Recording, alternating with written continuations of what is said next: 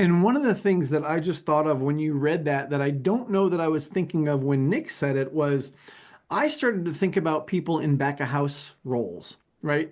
And how sometimes people in the back of house roles, they may not have direct guest contact, but things that they do or the way that they treat their fellow team members, or the fact that they didn't order something, or whatever the case may be, how they can have such an impact on the guest experience as well. They can wreck it from their perspective. Like the person out making the funnel cakes is probably not the same person that's ordering the funnel cake dough, right? Mm. Somebody else is ordering that. And if somebody else didn't order that, and now all of a sudden you've called back to the warehouse, hey, we need another case.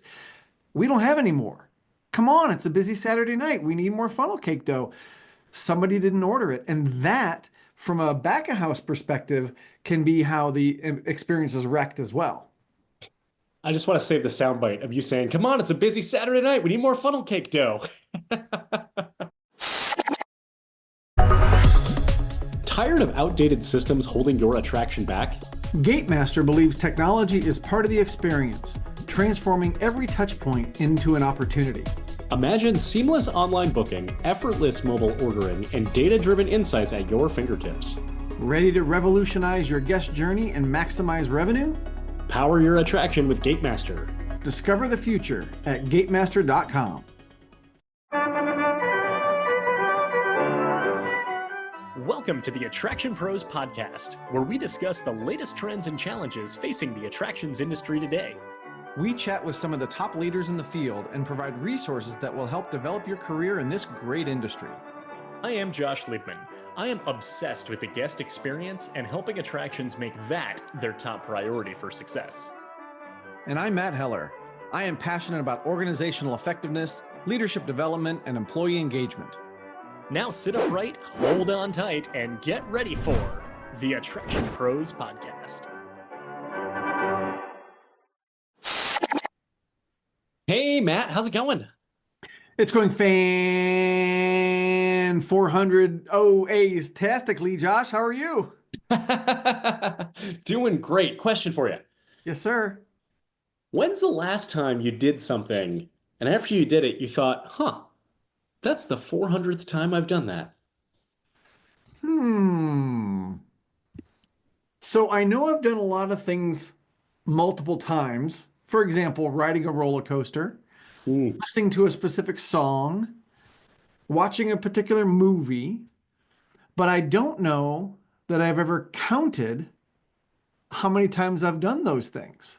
So until we get to the end of this episode where I could say, we just recorded our 400th episode of the Attraction Pros podcast, I don't know that I've ever done that before. How about you? You know, it's funny you mentioned roller coasters because I'm thinking about it, and I think I'm just shy of 400 on my coaster count, and I know that there's no roller coaster that I've ridden 400 times. So while I can't really think of anything specific either, what I do know is we have officially recorded more episodes of the Attraction Pros podcast than roller coasters I have ridden or any individual roller coasters amount of times I have ridden. Nicely done. Nicely said. Yeah. I think, I'm not one that counts coaster numbers, so I don't know how many I've counted. I mean, we do when we do CNC, we know how many we've ridden that particular trip, but I don't have like a grand coaster count of the number of coasters that I've ridden. So I don't know where this falls on that list, but I can tell you, because I haven't counted the coasters, I know that we've done 400 episodes of the podcast. And I think that makes us a strata podcast. We don't have to get to 401. Maybe. I don't know. Does that just mean above 400? Yeah.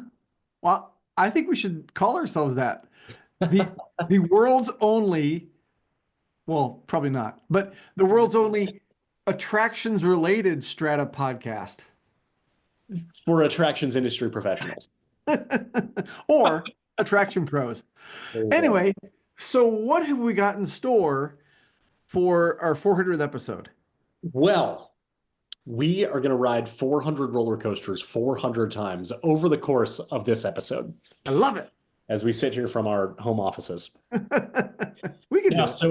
so we recently in the last couple of years, in fact, I think was it like episode 299? It was right before episode 300, which were recorded at IAPA's headquarters in Orlando. But we recorded a mini-sode. I don't remember if it was 298 or 299. We'll have to go back and see.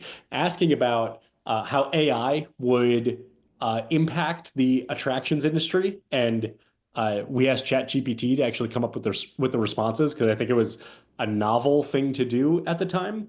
Uh, since then, we've used AI to actually enhance a lot of things on the podcast. In fact, we're not even here doing this right now. We're out riding those roller coasters. No, we're not doing generative AI. This is actually us talking, but the guests we bring on are real. But we have used AI to actually repurpose a lot of our content. It enhances our summaries. It has helped us create the clips that you see on social media with the transcript. And more recently, last summer, we launched a quote of the day email campaign. So every single day since August 1st of 2024, we've provided a new quote in your inbox if you're on that email list. If you haven't signed up for it, you can find the link in the episode summary. But since we were coming up on episode 400, we figured let's look at all those quotes and let's ask AI to find some of the top ones because you and I we can't pick our favorite podcast episode. We can't pick our favorite guest from the podcast, right? It's like picking children, Right, your exactly. favorite children. Yeah, totally. Totally. But we can ask ChatGPT to do. So, using those quotes and also tying in with a theme that you and I have come up with over the last several years, and that's about the intersection of the guest and employee experience. Now, we've covered a lot of topics on this podcast. In fact, I don't even think there's a topic or category that we haven't covered. If there is, let us know, and we'll get to it before episode 500, maybe. Yeah. But the topic of the guest experience and the employee experience and how they intersect, has come up many times. So I figured, what if ChatGPT could help find some of the most impactful guest experience and employee experience quotes, and we share those with our audience? I think it's a great idea because not only does it allow us to use the technology, but also it gets us an opportunity to kind of relive some of those episodes. We've had so many great guests, so many great opportunities for amazing conversations. I know I've learned a lot. I know you've said you've learned a lot through the opportunities that we've had to talk to so many different people that why not take the opportunity to take a look at what some of these folks said, and then you and I can add our 2 cents as well. Yeah, absolutely. And you make a great point. We've had so many guests on this podcast over the last 400 weeks. There's some of these quotes that came up that are like, wow, that interview was so long ago. But the words that they said, the topics that we covered, they're so evergreen. They're so relevant today, just the same as they were, some of them 7.5 years ago at the time of this recording.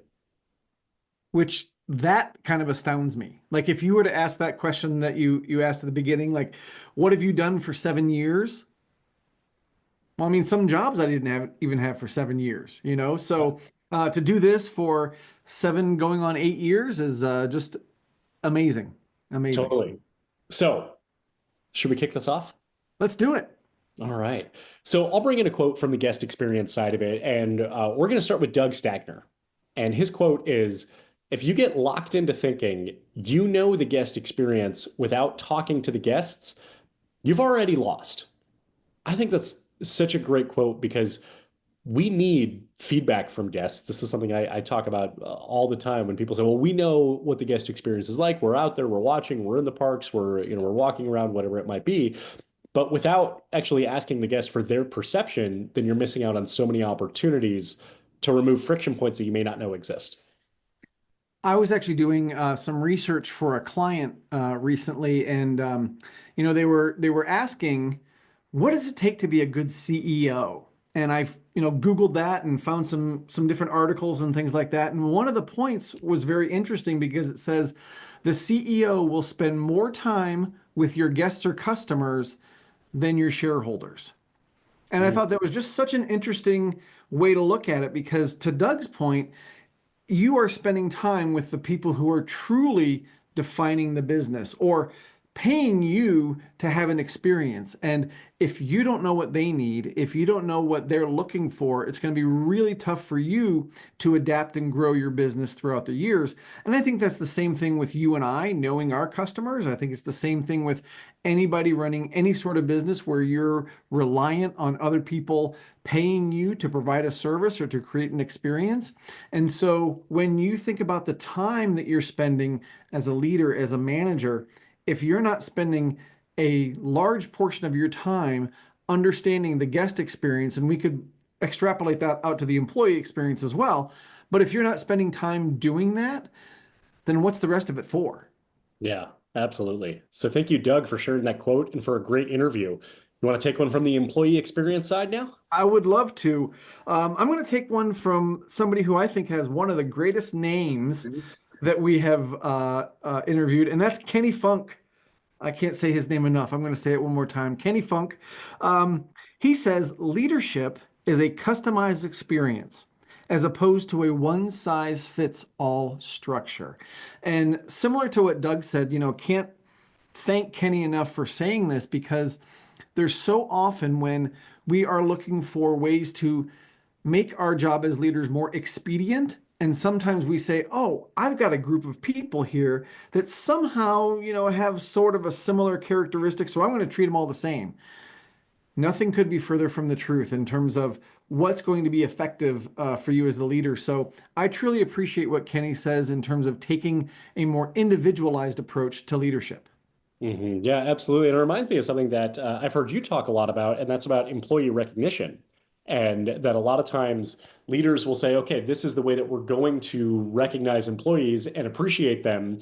But sometimes employee recognition can backfire if it is not the way that that employee wants to be recognized. And that will then decrease their performance in the future because they don't want the recognition versus customizing the way that you're recognizing and appreciating employees ties in with the specific things that relate to their personality. So if you say, okay, I'm going to share this great example and this great experience with the rest of the team and really shine the spotlight on this team member, some people might love that and they might crave that type of attention and that type of recognition and they want that type of validation. They're going to go do that more and more again. Some people, they want to do those actions, but they want that recognition to be a little more discreet. And by broadcasting it to the entire team, it might not resonate with that team member. They're going to say, well, I'm going to be more reserved and I'm not going to do that again because I don't want that, because I see that as punishment, not recognition.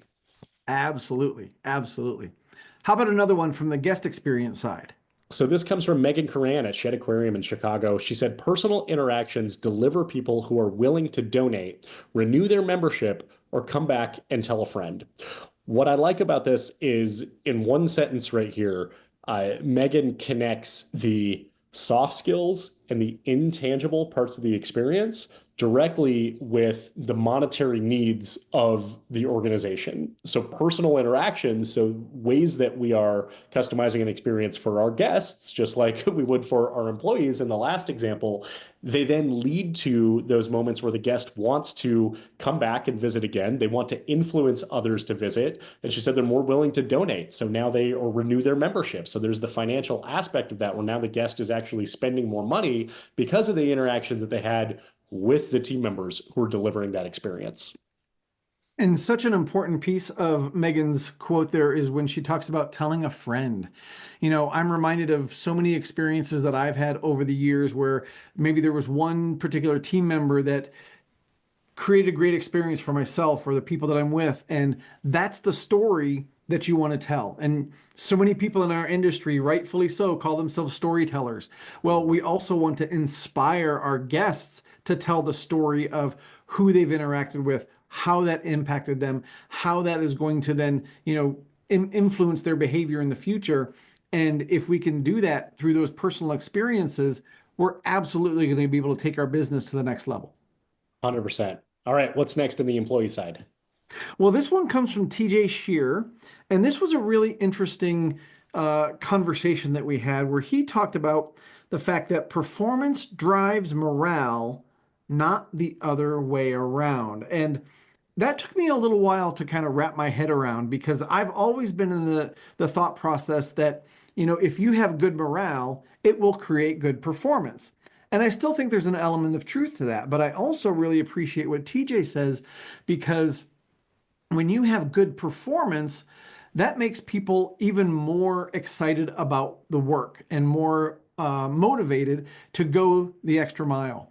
And so when I think about that from a practical standpoint, you have to be able to give people the tools to perform at a high level. You have to give people the trust to be able to do that. Sometimes it's autonomy, sometimes it's resources. But whatever that is, if you're not creating an environment where you're expecting and rewarding and driving high performance, you're probably going to be impacting morale in a negative way. Yeah, so it's the performance of the team. And we could also say, well, the performance of the leadership is then what influences the performance of the team, and then morale becomes a byproduct of that. That is the thing that maybe you don't have as much control over, but you have more control through effective leadership, through effective coaching of your team, and continual reinforcement of the standard of the performance that you're looking to see, that then leads to the morale being what essentially defines itself as it relates to the performance of the team. Yes, all of that. All right, let's get another one from the guest perspective.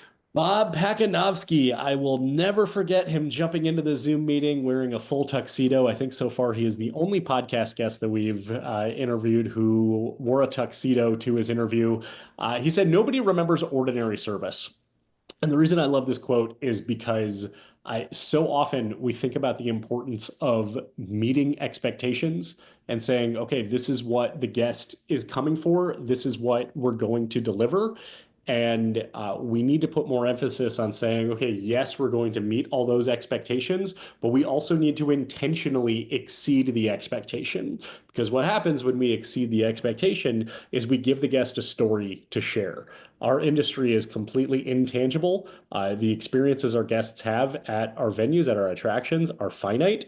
They come in, they have the experience, then they leave. We often say, yeah, we strive to create experiences that leave a lasting memory. It's a nice, warm, soft, fuzzy statement, but that is also the business model. The second they leave, they've got the memory. That memory is the story. So when we create incredible experiences and we intentionally exceed expectations, we are giving them something that they can remember. And it's not ordinary, it's extraordinary. And then that's what leads to influencing others to visit and then coming back again. What I really appreciate about this is the remembrance of the whole conversation because so much of what Bob talks about is exactly what you just mentioned, and that's exceeding the guest expectation. And if, again, you could put that into the employee perspective as well, exceed the employee expectation. But to me, it's really about putting your best foot forward, focusing on how to make the experience as great as possible. Yes, you're going to have those situations where you're not going to meet the guest expectations, and you're going to deal with that. But that shouldn't be the focus of your day. You shouldn't be saying, okay, we're just going to wait for something to happen that's not right, and then we're going to try and fix it, right? Instead, your time is spent thinking about how do we make that experience better? You may hit the mark, you may not, but at least you're trying. It's like, what do they say? I'm going to shoot for the moon and I might get a star. I think that's exactly what Bob is trying to say as well. Absolutely. All right, what's next on the employee side? So I would like to quote Sarah Worrell, who said, "You have to be okay knowing that you will develop some of your best people and they might leave.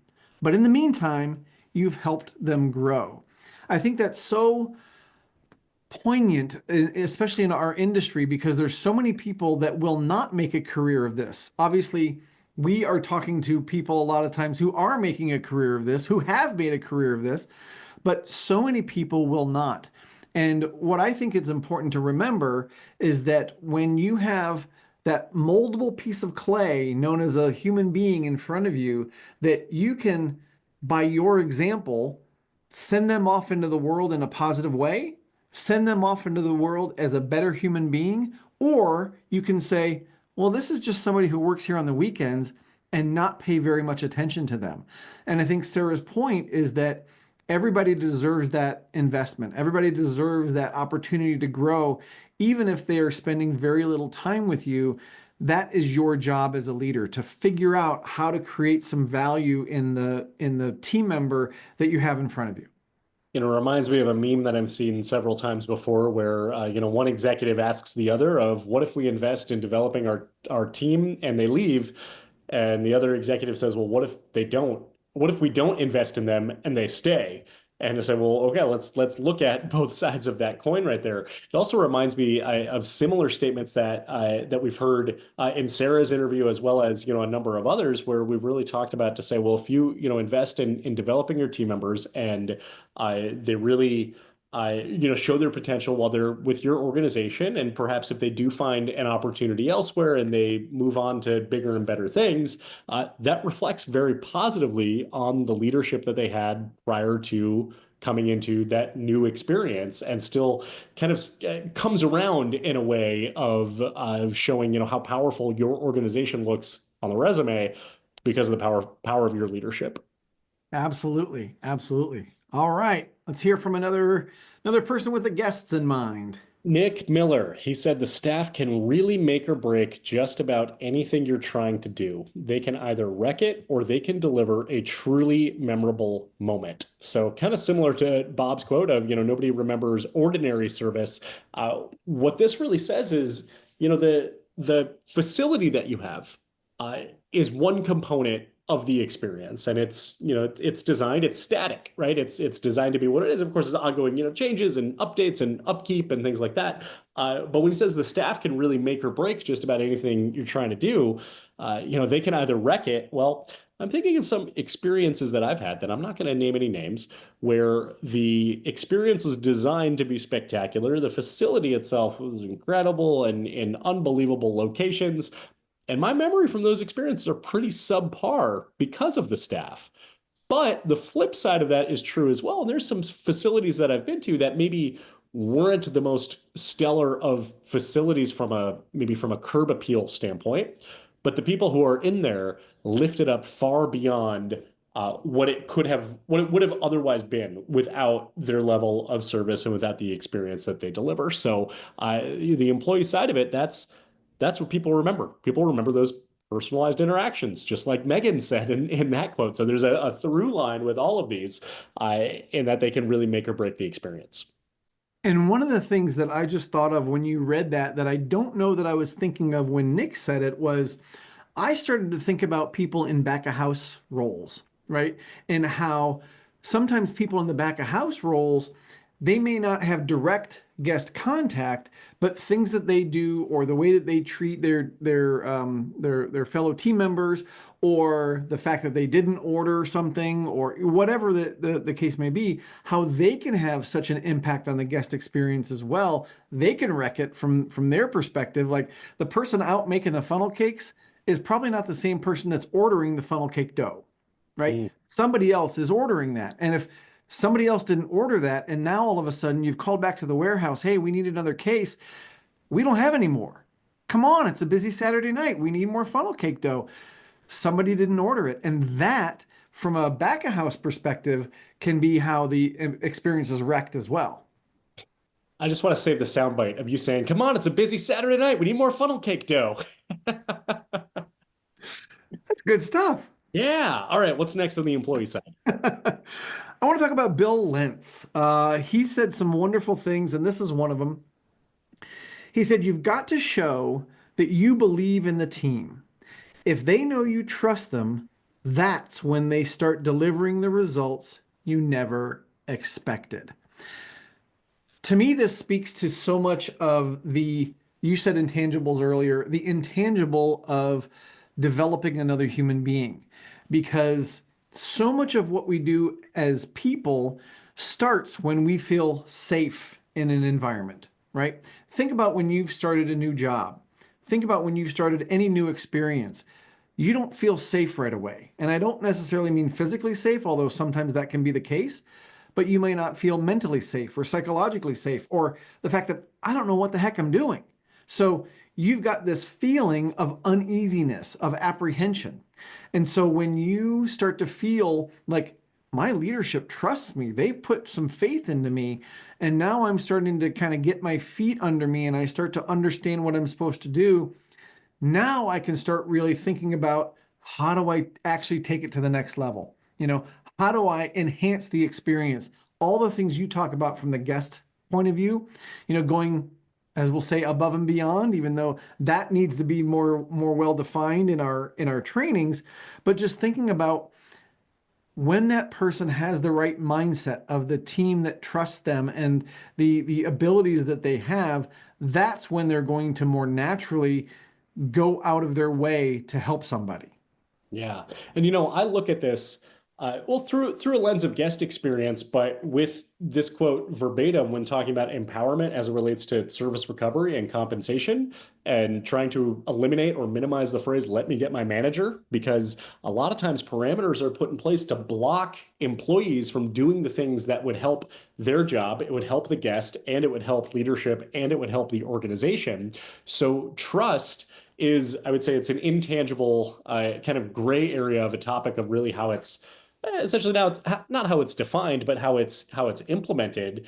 I think trust combined with establishing the parameters allows the leader to maybe pull back a little bit and say, okay, I've given them the framework that they can use. They can play inside of it as much as they want up against the walls that I've created.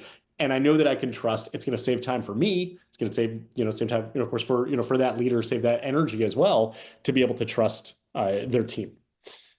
No doubt, no doubt. All right, let's go back to the guests. Sean Whitman, who's got a background in fitness, he says, just like exercise, you have to be consistent in your approach to guest experience, continually refining and improving.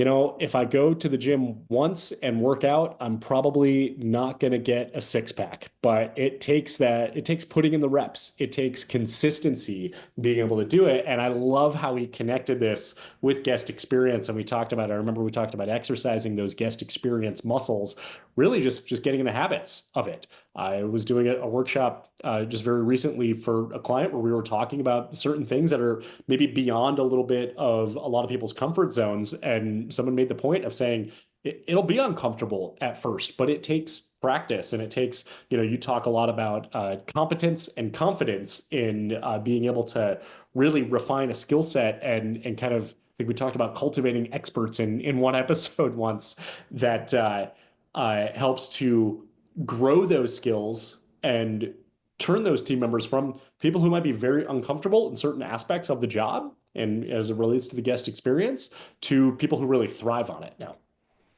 Well, and I think that consistency also allows you to see where the gaps are in your operation, because you start to do things over and over again, and you say, "Oh, maybe this isn't working as well as we could, as well as it could." I mean, this podcast is a great example. We've started using AI, like we mentioned earlier. 400 episodes did not come without consistency, right? By saying we're going to post every Tuesday morning, and so when you look at that from the guest perspective, and you say, I'm going to try to improve the guest experience. Well, what does that mean that I'm going to do on a consistent basis? Well, I think it goes back to what Doug said. You're going to listen to the guest on a consistent basis. You're going to kind of brainstorm things that might be a friction point for a guest. You're going to do that on a consistent basis. And you know what? You may find that you're doing all the right things right now. Great. Well, you revisit that in a month, and that might be completely different. So that's where the consistency, at least in my mind, comes in, that you have to keep working that muscle, keep focusing on those things that you want to get. And by the way, it's true that if you go to the gym just once, you won't get a six pack, but you might get it going to the grocery store just once. Ooh, words of wisdom to live by. I love it. All right, what's next on the employee side? We're going to quote Andrea Wiles, and she says, I have always been driven by a desire to witness growth in myself, my team, and the guests we serve. Two things that I think are critically important about this particular quote. Number one is the desire to witness growth. So she's saying that it's important for her to see this all around her, which to me is a consistent motivator to make sure that she's growing and her team around her is growing and the guests are growing. And the other thing that I think is important is when she says in myself, because I know that there's a lot of people at times who will say, you know, I do a lot for my team. And then I ask them, what have you done for yourself lately? What have you done to grow yourself? Well, I put all my energy into my team. That's admirable, but it also may be a little bit misplaced. You've got to do something for yourself. You've got to do something to grow you as a human being, and it may not have anything to do with your job. Maybe it's a hobby. Maybe it's something you're doing outside of work with your family. That's okay. That's growth. You're doing something new. You're getting outside your comfort zone. And ultimately, that's going to help you be a more well-rounded person. Absolutely. And, I think one of the most important words in this quote is the word desire, because Yeah. it takes that desire to want to see that type of growth. Otherwise, it probably wouldn't be as strong as it would be otherwise, or it wouldn't be as authentic or as organic as if there was a true desire to want to see this growth in those three categories that she mentioned: myself, my team, and the guests we serve. And speaking of the guests we serve, let's go to another guest quote. Nick Taylor says, I don't see a downside to diversity.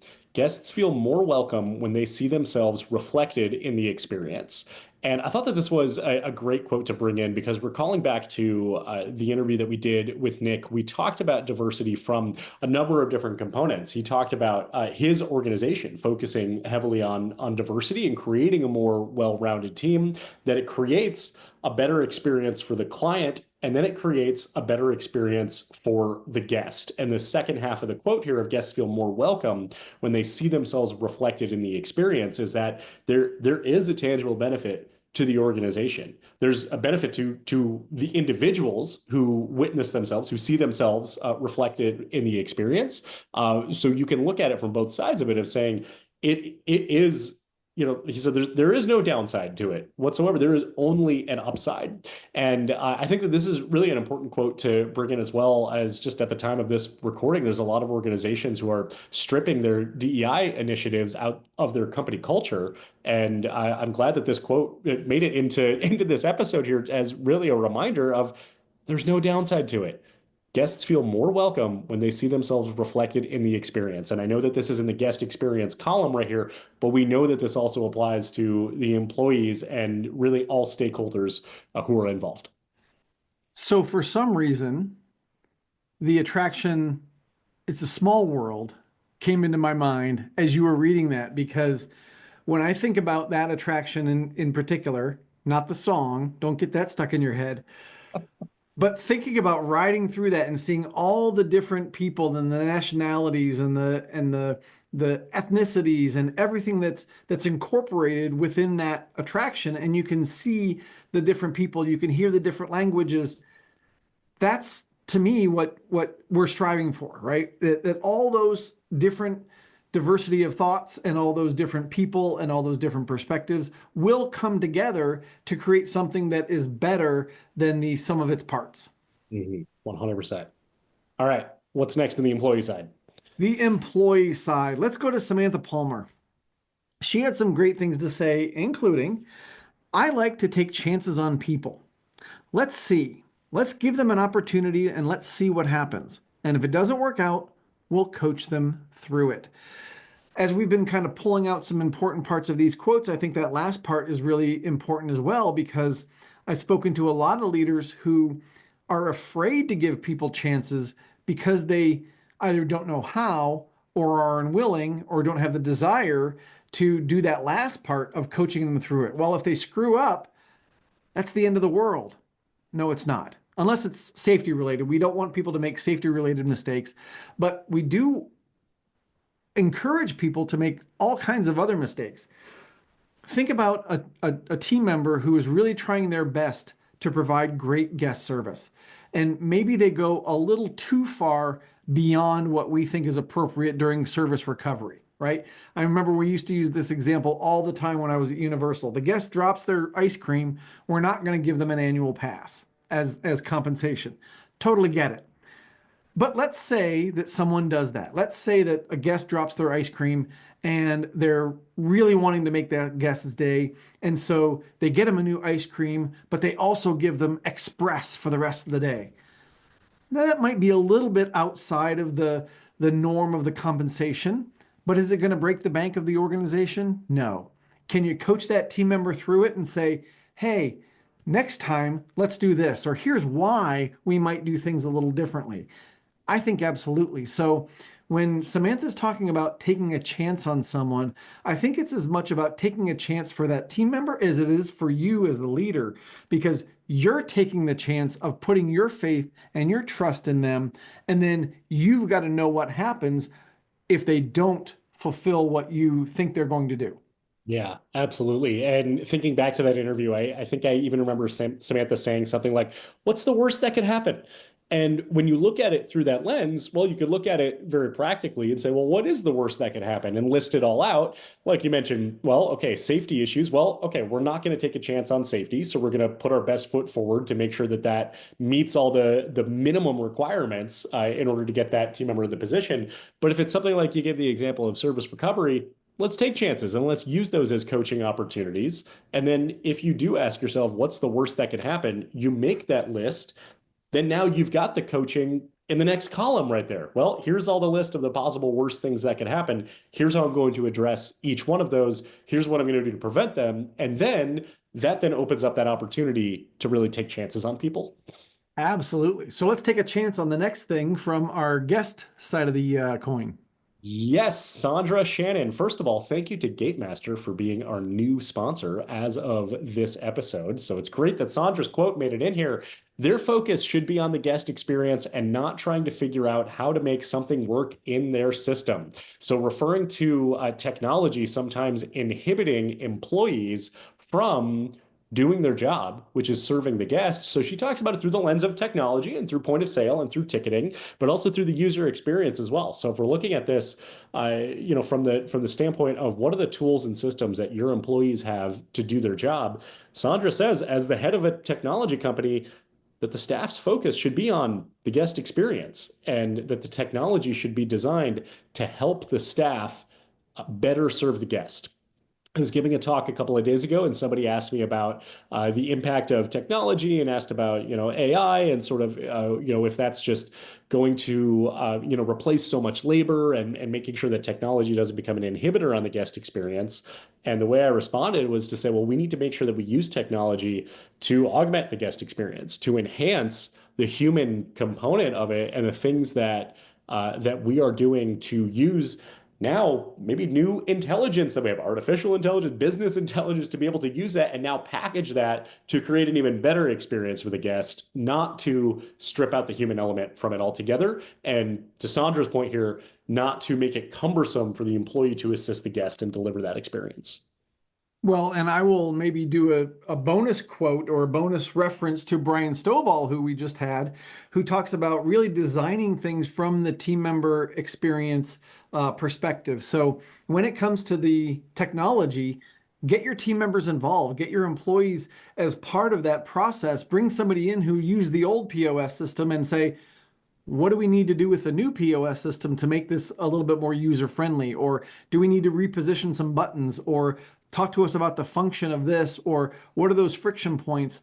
And really do that from the design standpoint so that when you get out into the quote unquote real world with the guest standing there right there, you're doing the most intuitive thing possible. Yes, we're going to train people and we're going to get people, competent on that piece of equipment, but it's also got to be an intuitive process so that when you've got a real live human being in front of you and your nerves are starting to get nervous, whatever you want to say, that you have the technology in front of you that you can enhance the experience and not make it worse because you're fumbling for something. Totally. Yeah. All right. What's next to the employee side? Employee. Christine Buer. Really liked some of the things she had to say in terms of treating her team members as leaders. And this kind of goes along that line. I don't treat my staff just like their staff. I treat them like they're people who've chosen to be part of something, and that something is built on mutual respect. I think one of the things that we oftentimes forget is that the team member has chosen to come to work that day. They've made a conscious choice. And a lot of times we'll say, well, they don't want to work, or, this team member, they're not doing what we're asking them to do. But on one hand, yes, they chose to come in. And so I think we have to respect that choice with showing them the respect of treating them with the kind of expectations that we are looking for, and not allowing them to provide ordinary experiences, as Bob said, right? Not allowing them to have subpar type of performance, because that's not fair to them, and it's certainly not fair to the guest. And if you think about it from a training perspective, let's say that, like so many organizations have done over the years, we've cut the training budget. And now we're training for less time. Let's just use POS again. We're training less time on that person and how they can use that POS system. And now we put them out there with the guest. Even the best POS system in the world, if that person doesn't feel comfortable, if they're not feeling confident and competent on that piece of equipment, then they are going to make mistakes in front of the guest. They are going to be nervous in front of that guest. So we've taken the opportunity to train them in the way that we know is proper and thorough. And now we've said, well, we're gonna cut that down because of cost, but now we're also impacting the guest experience. And to me, that doesn't show as much respect to the team member as I think we should. I think we should be showing them the respect to give them the right tools so that they can be successful. Well said. Thank Yeah. you. I remember when we interviewed Christine, she said something to the effect of, I tell the laser tag team member, today you are the CEO of laser tag. Anything that happens at laser tag is under your control, not just your responsibility, if you will. And that reminds me of when I worked at Hard Rock Park. One of the pillars was own your job, and really looking at it through the lens of, okay, all of this is mine. All of this is under my jurisdiction. I'm even thinking of Mandy Sabrandi's interview where she said she treats her employees like they're owners of, you've got stake in this, of everything that you are doing, the way you interact with guests, all the things that the way that you do your job, the way that you carry yourselves, with all the things. There's such an overarching mindset with it of treating employees like leaders, whether they are an actual leadership or not, but they've, like she said, they've chosen to be part of something, and having that mutual respect for team members is just absolutely critical. Absolutely. Absolutely. All right, let's go back to the guest experience. I love this quote here. This quote resonated with me so much, like for so long after this interview. Steve Thomas at Belmont Park said, there is a lack of care for the guest when there's a crooked paper sign taped to a window. And a few months after this interview, I was in San Diego and I went to Belmont Park, and I can tell you there is not a single paper sign on that property at that park. And I remember when we talked to him about it, I remember thinking, well, we can look at this very literally of, okay, the paper sign, the crooked paper sign of just like vending machine out of order or whatever, use next ticket window or whatever it might be. But you could really extrapolate it out to everything that the guest is seeing throughout their experience. So we can look at that paper sign as a metaphor as well of, are we really showing the guest that we care about what we're putting in front of them? And there's a financial investment in it too. And I think Steve even said, it's not that much more to just go get that small laminated frame, from CVS or from, Staples or something like that, slide that sheet of paper in it, then put that on it, make sure it's straight on it, and it looks so much more polished. It looks so much more professional. If we are asking people to go out of their normal day-to-day environment and come into a place where we're giving them some sort of escapism, that crooked paper sign just, I think, puts them right back and kind of takes them out of the feel of the, we talk about immersion a lot on the podcast as well. And that's part of it. That's all part of that experience. So I thought that this was just such a great quote. It is. And I'm going to maybe steer this a little bit to the employee side as well, because I start thinking about the break room, right? And how many break rooms are filled with chairs that only have 3 legs, or, a broken down sofa, or a coffee maker that has been through the ringer. And we're giving the hand-me-downs to the team members, and then we're expecting them to go provide some sort of world-class experience to the guests. And I think it's the exact same thing. A paper sign, a crooked paper sign that's kind of taped on there, to the guest, to Steve's point, indicates a little bit of a lack of care there. And I think the same thing can be said for the way that we treat the physical environments and the people as well, but specifically in this case, the physical environments in which we have our team members and and what they see when they come into work. So granted, we're not going to create, epic universe for team members, but I can imagine that, and I haven't been there, but I can imagine that the break rooms at Epic Universe are probably not as well themed as they are outside, but they're probably not a broken down couch and a terrible coffee maker. Considering it's just opening, I would also Exactly. as well, right? All right, what's next on the employee side? All right, we're going to talk about Robert Morris, who said, you have to value your employees or they won't value the mission. To me, this is all about cause and effect, right? The end goal is a great guest experience that highlights what your mission is as an organization, what you're striving for, what your values are. And the only way for that to come to life is for the team members to bring that to life. And we've mentioned that a minute ago, or maybe many minutes ago, when we talked about the fact that the team is what brings that experience to life. And so we have to start that cycle or that cause and effect, right? We've got to be the ones who say, we value you as a team member. We're going to give you a four-legged chair in the break room. We're going to, show that we value your experience because we want you to value the mission and all those things that we're asking our team members to do. So it really does have to start with the leadership team and the mindset of valuing their time and their experience, going back to what Christine said about respecting their time, having mutual respect so that you are in the mindset all the time of thinking how you can create a great experience for your team. So ultimately they create a great experience for your guests. So I'm also thinking about episode 399 with Damian Nelson, where we talked about valuing your employees and looking at employees as investments instead of expenditures. And he was able to really connect those dots. And then if we tie that in with Robert's quote here of, investing in your team and really showing that you value your team, that they'll value the mission as well. And so it goes straight up to the top of what is the overarching purpose of this organization, and then now right to the ground floor of let's value our employees. Absolutely. Absolutely. I think we have got just a couple more left in each category. I think let's do it. Let's do it. All right, back to the guest experience. Yeah. Eric Fluitt, who, by the way, thank you for being our April sponsor. We really appreciate it. So make sure to check out Get It Done Marketing. Eric says, your marketing might get people in the door, but it's your team.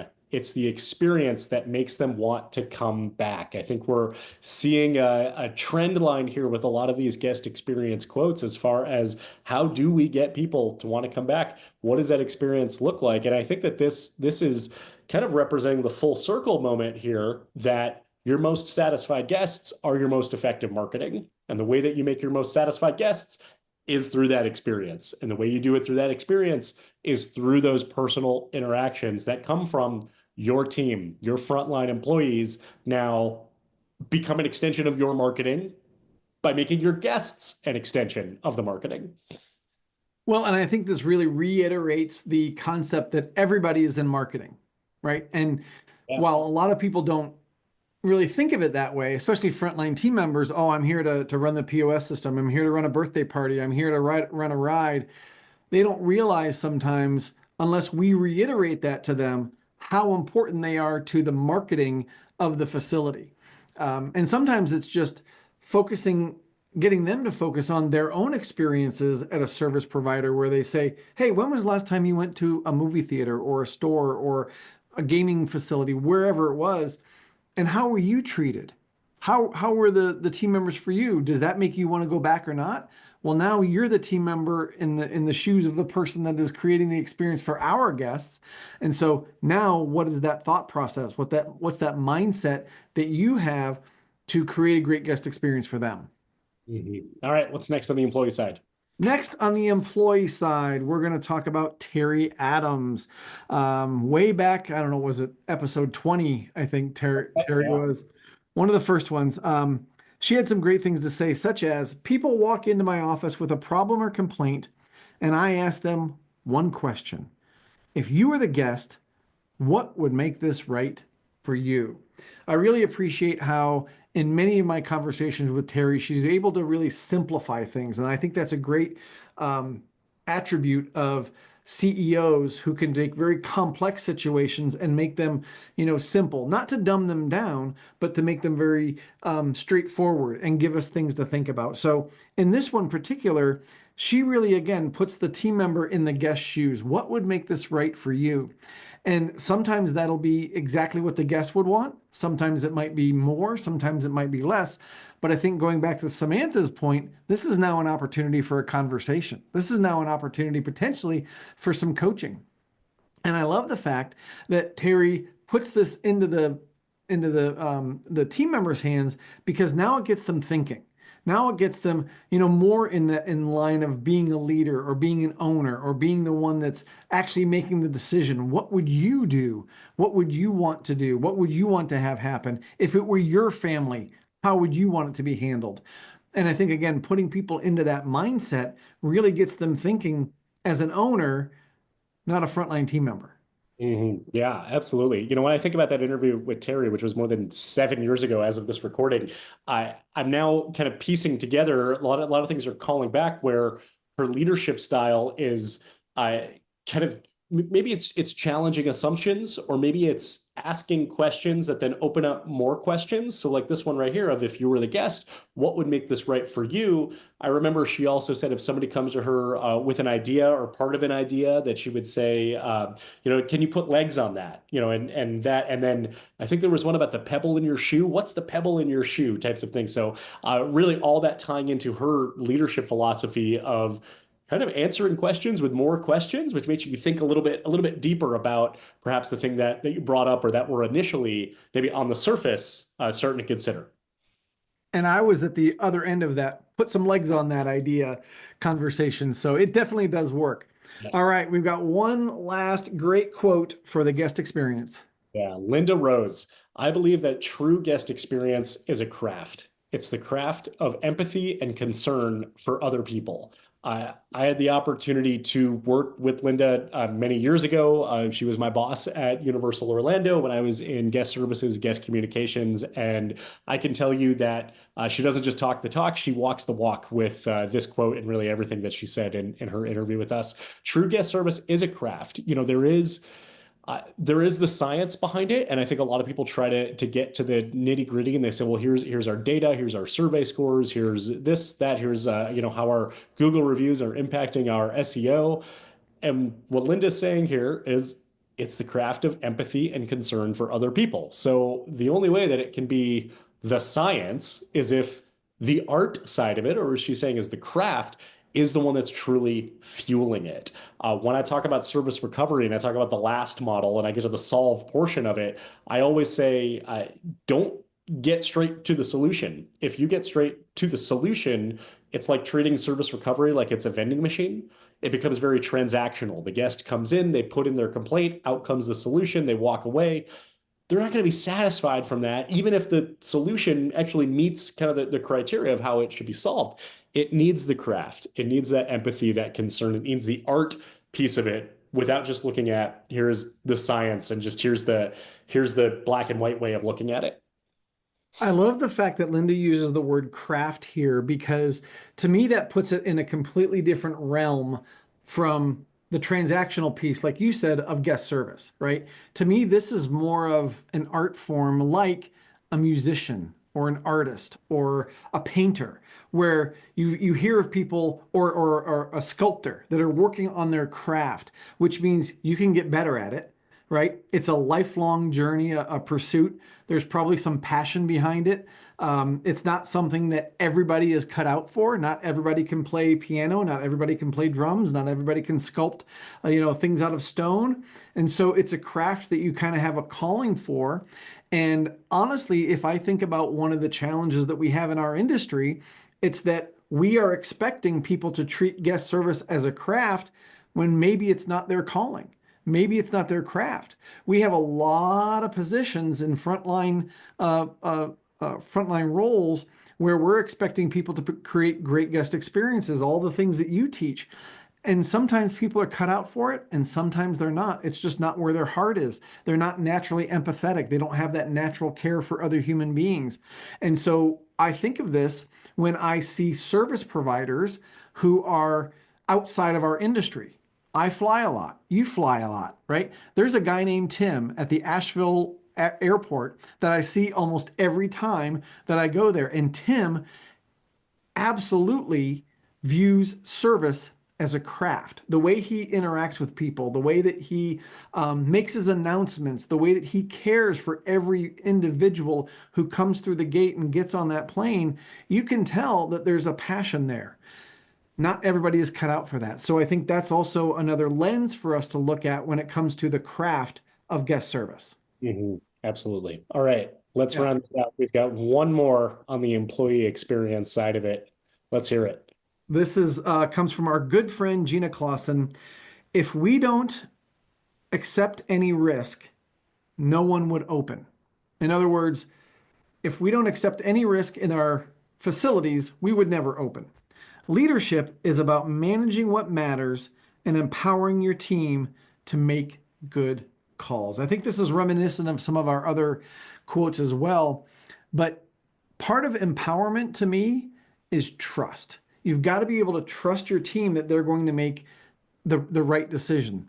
At the same time, you have to train them to do that. And I know we've talked about the fact that I've had the experience where we said, hey, we're going to empower our teams. Woohoo, great. What does that mean? I don't know. But we're going to tell them they're empowered to do stuff. But we never trained them on what that looks like. We never put them through a Josh Liebman guest experience workshop so that they would know the steps of service that they need to take and figure out what the right thing is in their mind and then be able to make a decision based on that. So I truly appreciate the fact that Gina talks about we are taking a risk. We're taking a risk every time we open our gates because something could happen. We take a risk, minimal risk, putting somebody on a piece of machinery and rolling them up in the air, right? We've mitigated a lot of those risks with the safety measures that we've put in place.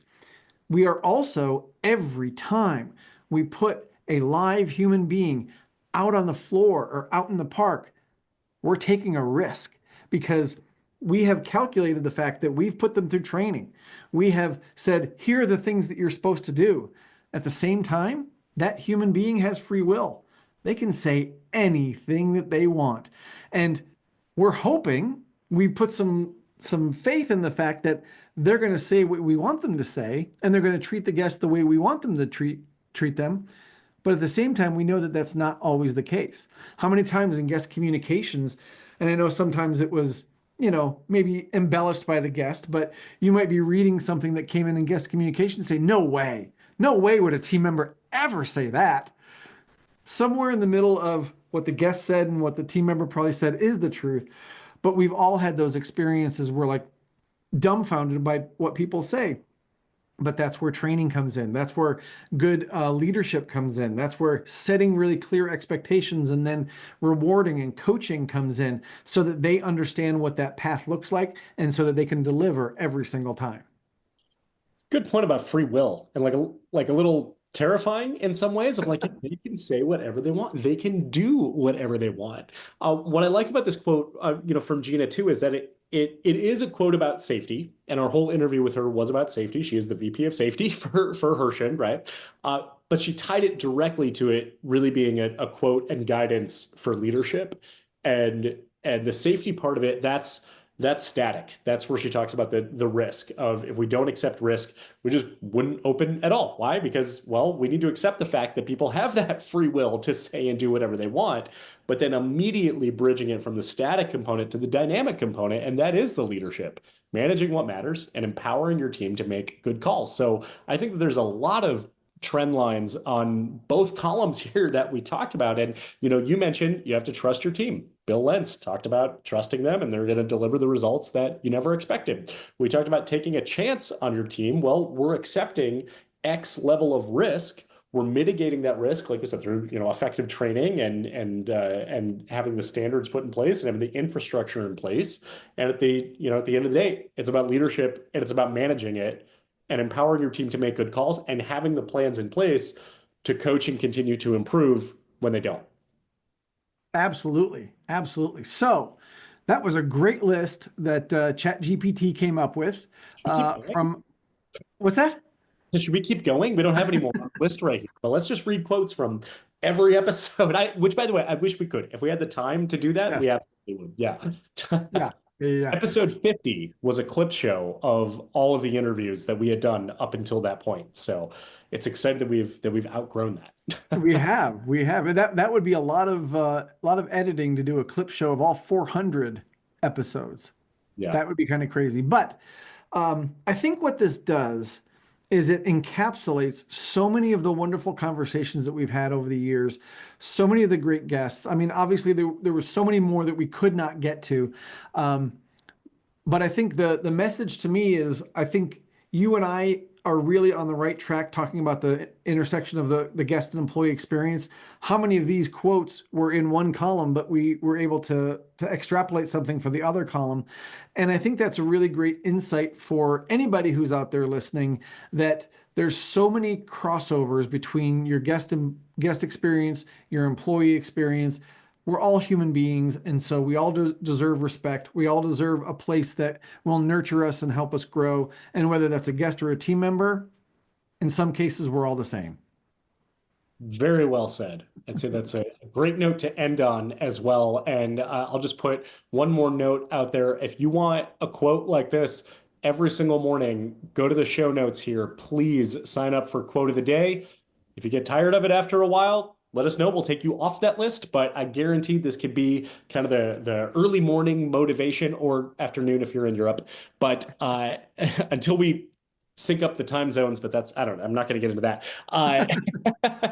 I we also have so many other categories too that we've had guests from: technology, marketing, food and beverage, just all areas of the attractions industry. And we keep coming back to, a lot of times, whether it's leadership or guest experience or executive leadership and business strategy, and all those core categories of the industry. If you're new to the Attraction Pros podcast, well, you've got 399 other episodes that you need to now listen to. Just kidding, but really. Uh, and if you've been with us since the beginning, we really appreciate your support of the show. This is why we do it, because people keep telling us that they enjoy the content that we're doing. I'd say let's put out another 400 over the next 7.5+ years or so. But for now, we really appreciate everyone who tunes into the show each week and shares their feedback with us. And as we wind this down here, just remember, we are all Attraction Pros.